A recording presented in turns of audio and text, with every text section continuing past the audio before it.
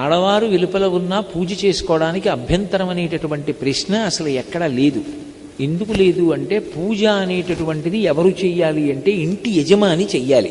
ధర్మపత్ని సమేతస్య అనుంది కానీ ధర్మపతి సమేతస్య అని ఉండదు సంకల్పం.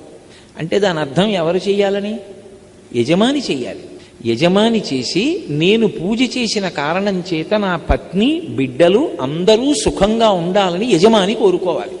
కాబట్టి ఇప్పుడు ఇల్లాలు వెలుపల ఉంటే ఇంట్లో పూజ చేయడానికి అభ్యంతరం ఎక్కడుంది? అభ్యంతరం ఏం లేదు.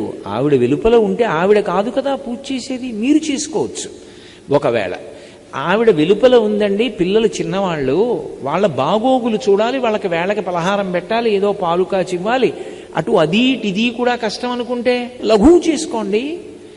ఈశ్వర ఈ 3 రోజులో 4 రోజులో లఘువుగా చేస్తాను పూజ. ఎందుకని అంటే కుటుంబ నిర్వహణ యందు